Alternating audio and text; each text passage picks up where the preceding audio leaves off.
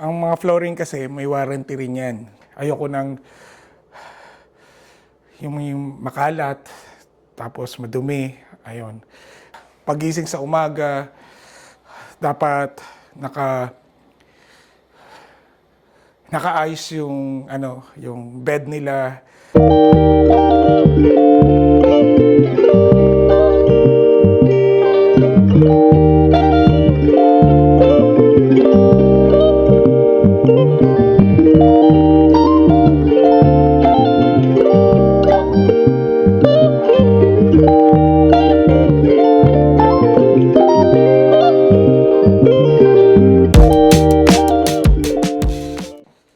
Hello everyone.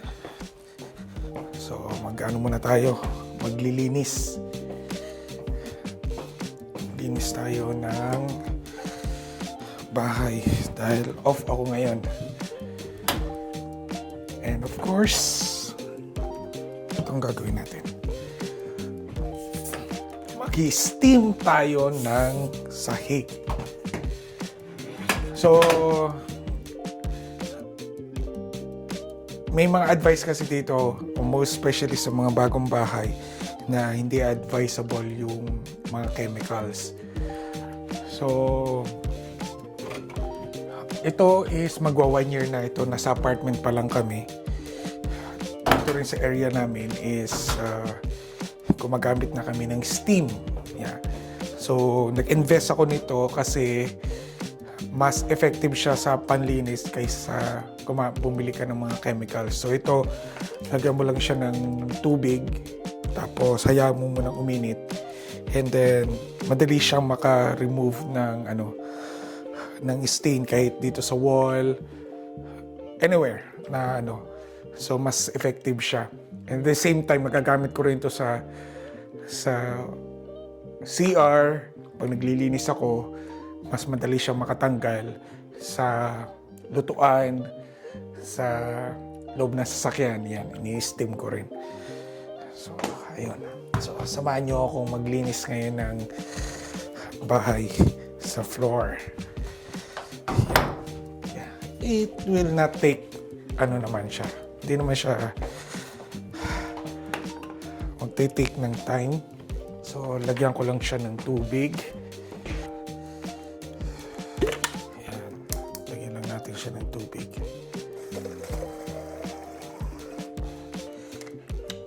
Hindi naman araw-araw nag-i-steam ako. So pag lang talaga, kasi may robot vacuum naman kami, pero kapag gusto ko yung mga deep cleaning, so ito yung ginagawa ko.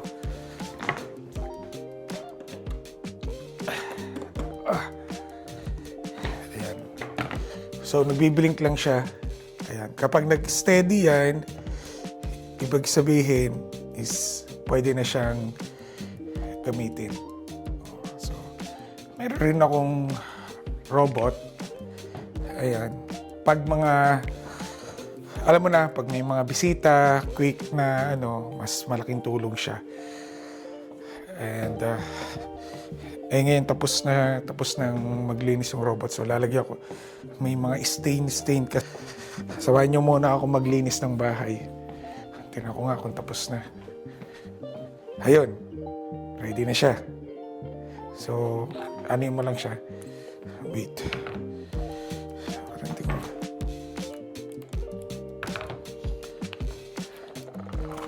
Ayun o. See? Ayan. Tapos isasaksak mo lang yung map.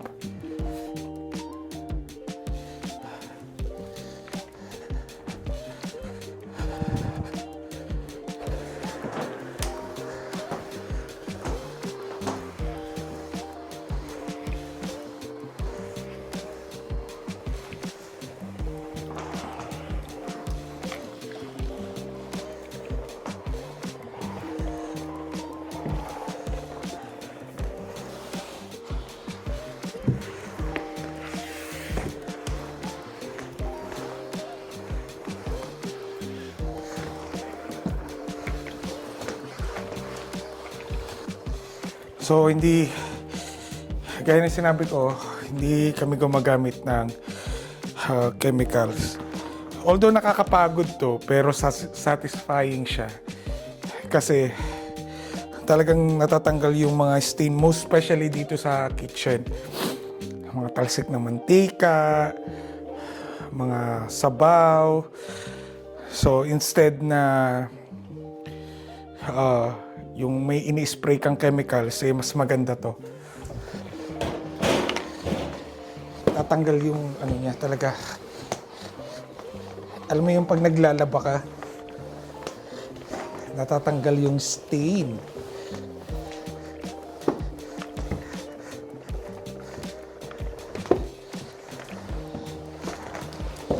Tapos, ang mga flooring kasi may warranty rin yan. Tapos, in-advise sa amin kung pag maraming kang chemical, yung mga nabibili sa mga supermarket, minsan kasi katagalan, nawawala yung ganda ng flooring. Minsan nagtutuklap-tuklap. Yun yung mga cause kapag in the long run, para siya nagpapalit-balat. Kasi nga yung chemicals na ginagamit. Kasi pag ganun daw, hindi i-accept ng warranty yun.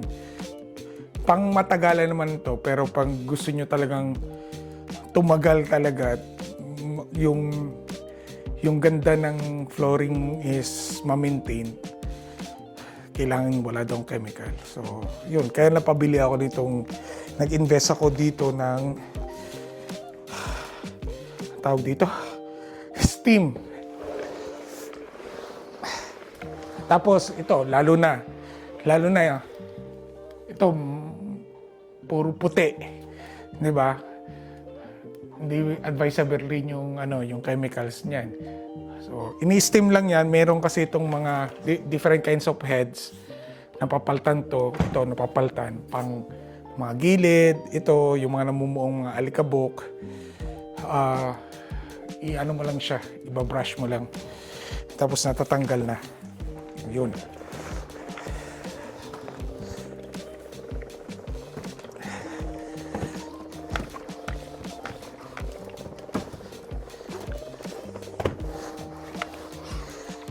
Ako pa naman, ako yung lalaki may pagka Ozzy. Ozzy ba tawag? Parang ganun. Ayoko nang medyo madumi. So talagang, ewan ko, sabi daw sabi nga ng mga asawa ko, minsan, over ako sa sobrang Ozzy. Yeah. So, hindi ako mapakali kapag may nakikita akong dumi. Sakyan, ayoko nang yung makalat, tapos madumi, ayun. Pero ito talaga, hindi maiwasan itong winter talaga. Kasi, alam mo na, snow, mga bata, hindi mo naman kailangan laging pagalitan. Alam namang malinis na malinis sila pag sumakay na sa sakit, talagang hindi maiwasan yung mga putik. Kaya pagpatak ng spring, ng summer talagang grabe, I think nag-take ako almost 2 hours or more than 2 hours paglilinis pa lang ng loob ng sasakyan. Kasi nag-i-steam pa ako, ini-steam ko pa yung mga dashboard. So,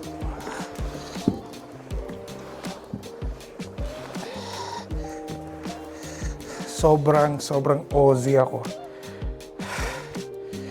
May advantage and disadvantage, syempre. Minsan over talaga. Inaamin ko na minsan over ako sa sobrang Ozzy ko.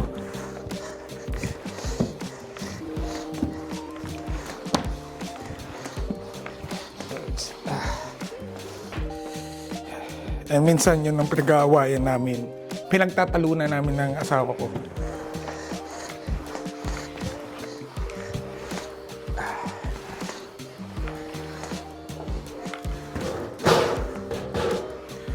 Kita mo dito, medyo may mga stain ng mga talsik ng mantika. And yung mga anak ko, talagang trained sila. Gusto ko yung room nila malinis. Tinuturuan ko sila. Dapat,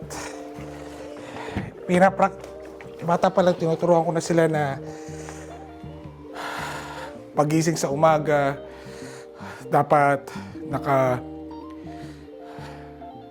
nakaayos yung yung bed nila, yung blanket, nakaayos, walang kalat na mga damit, yung mga pinagubadaan dapat diretso sa laundry. Yun ang pagising pa lang sa umaga. Siguro yun yung nakalakhang ko, yung father ko kasi tinirain kami sa ganun.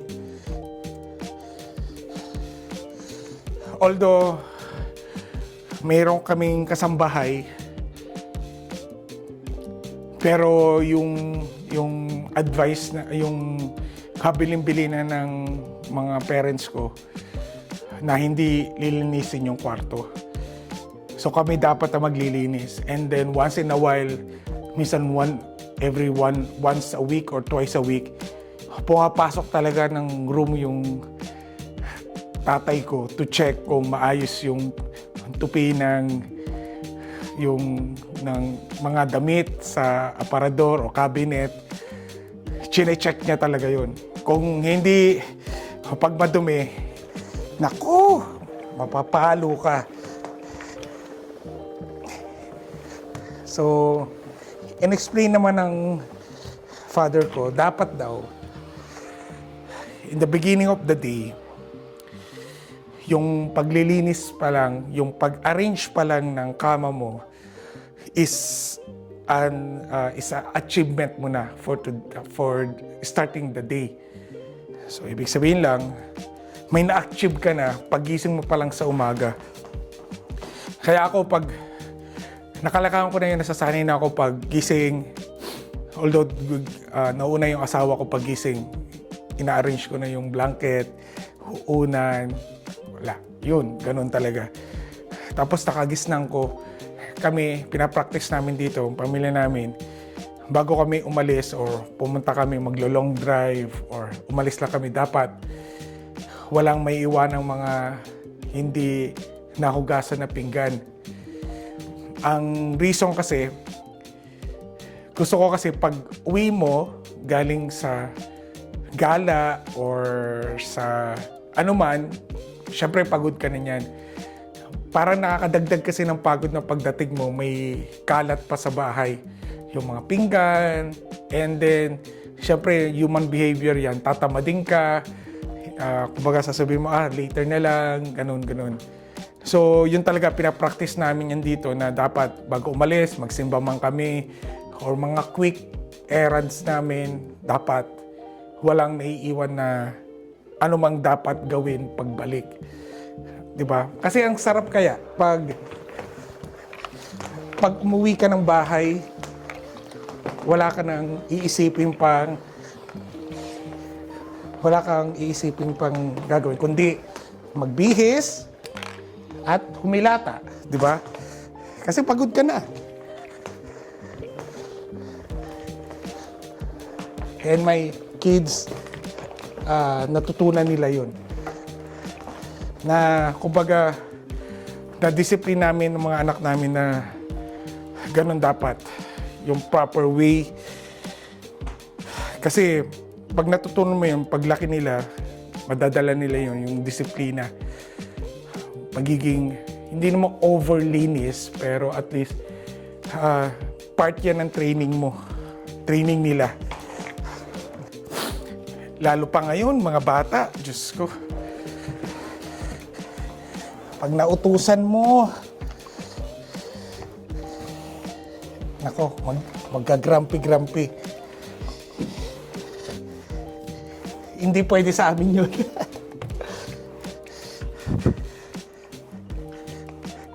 Hindi pwede sa amin yun. Sabihin na natin, despite of nandito na kami sa Canada, lagi kong sinasabi sa mga anak ko, yung kultura pa rin ng pagiging Pilipino is ma-maintain pa rin. Actually, laki sa palo ang mga anak ko. Ako, as a father, is a disciplinarian talaga. Pero hindi naman yung palong kagaya nung bata pa tayo na may kung anong mahawak ng ating mga parents ay mapapalo. Pero napapalo ko talaga sila. It's the way ko paano ko dinidiscipline sila. And then afterwards, kinakausap ko sila kung bakit ganun, bakit ko sila pinalo, para mas maintindihan naman nila kung bakit ko ginawa yun, para ma-realize nila. Awa naman ng Diyos, my kids is not perfect, nagkakamali pa rin sila. Pero naka-intact pa rin yung not totally takot, but kasi syempre not totally naman respect, kasi yung respect na earn yan from ating mga anak. So walang booklet or walang manual o walang ang parenting. May kanya-kanyang style tayo ng parenting. May mga parents na most especially mga puti, more in mga talk, malumanay sila ng ganun. Tayo mga Pilipino, more in tayo, yung laki sa palo, and gusto ko, ini-explain ko sa kanila, although ngayon naman hindi ko na sila masyadong napapagalitan ko lang sila, just to remind them na kung most especially ako, yung gaya na sinabi ko, traditional kami. So dapat nagbe-bless sa mga nakakatanda pag may mga dumadating.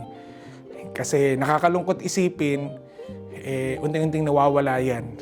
And kaya ako natutuwa pag may nakikita ako mga kabataang Pinoy na laki dito na nagbe-bless pa rin sila. Sobrang natutuwa ako sa mga ganun. Kasi nami-maintain pa rin yung culture. Kasi yun ang ating talaga culture. And sobrang natutuwa ako pag nakikita yung ganun. And pinapractice pa rin namin ng asawa ko yung ganung culture. Yun ang ayaw ko mawala. Natatandaan ko nung bata pa kami. Siguro na ako, college. Yeah, college. Kapatid ko. Malalaki na kami. And then, syempre, pag mga malalaki ka na, medyo, alam mo na yung parang baduy na yung mga mano-mano. And then, napapagalitan kami ng parents namin. Take note, malalaki na kami. And sabi nga ng magulang ko, yan ang hindi pwedeng mawala. Yung tradisyon na yan. Kahit magkaanak na daw kami, dapat ma-maintain daw yun. Which is very true talaga. Very true. It's a sign of respect talaga. Alam mo yung sa Middle East, ang dawin naman hindi kinikis yung noo ng mga matatanda or kamay, or ang iba yung kinikis-kis yung ilong. A sign of respect nila sa mga elder nila, yung nakakatanda sa kanila. So, iba't ibang klase ng way showing respect. So, as a Filipino, dito tayo sa Canada, gusto ko yung pa rin. Alam mo, mas maganda pa nga, ito binili ko to sa IKEA. Kasi wala akong makitang walis tambok. And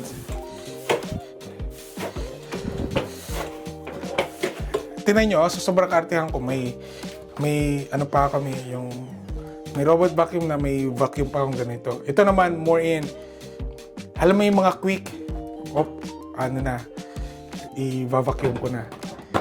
Tapos meron pa akong isa pang vacuum, yung electric, yung may cord. Pang taas naman yung pang carpet. Mas gusto ko kasi yun, kasi mas malakas ang suction. Kasi itong yung mga battery kasi, limited lang yung mga suction nila. Alam mo ito, nabili ko lang sa Amazon. Mas cheaper siya kaysa sa Dyson. Kaya na-disappoint ako sa Dyson kasi yung battery life niya,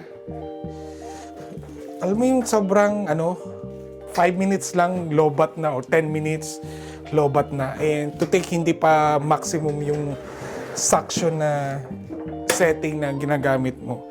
Ni-return ko. Disappointed ako. Parang, well, ito, wala pang, magkano yung Dyson? 400, 500? Ito, mas malakas pa yung suction nito. Tinan mo, 2 years na, nasa Winnipeg pa kami. Yan na yung, until now, it's still working. Kung masira man, hindi ako manghihinayang kasi mura lang naman to. So ito nilagay, ito pang recycle. Dito ko muna nilagay kasi malamig sa garage.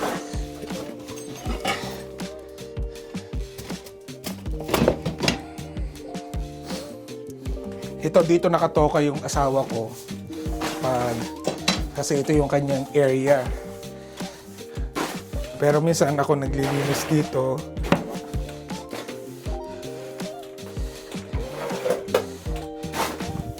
Pero dati, ako lang yung nag-grocery. Nung nasa Winnipeg pa kami, ako yung nag-grocery lang. Bibigyan lang ako ng listahan ng asawa ko. Kasi panggabi pa ako that time. Diretso na ako ng Walmart. And ako na yung bibili. Ang advantage kasi na yun, kung ano lang yung nakalista, yun lang yung bibilin mo. Pagkasama natin yung mga asawa natin, minsan na-over sa kahit hindi kailangan na bibili. Diba? Yung budget mo na $200, minsan nagiging $300. Kaya sabi ko sa asawa ko, ako lang yung mag-grocery. May mga natatawa nga sa akin yung mga Pilipino, pag nakikitang may kausap ako tapos parang may kaaway. Yung asawa ko yung kaaway ko. Kasi ba naman, lima lang yung nakalista. Tapos, katagalan, ang daming habol. Hinahabol, teka, ito pa. Hanggang sa naging 20 na yung bibilhin.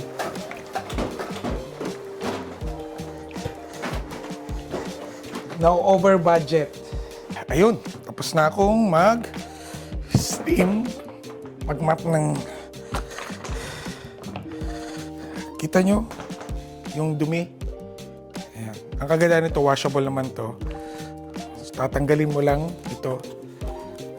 Ayan. Tara! Madumi na. So, iwawash ko lang yan. Pwedeng ilagay sa washing machine, pwedeng hand wash.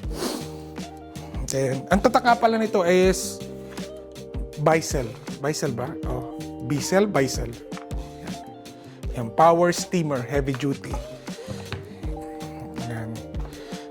Tubig lang yan, pero grabe, satisfy ka sa linis talaga.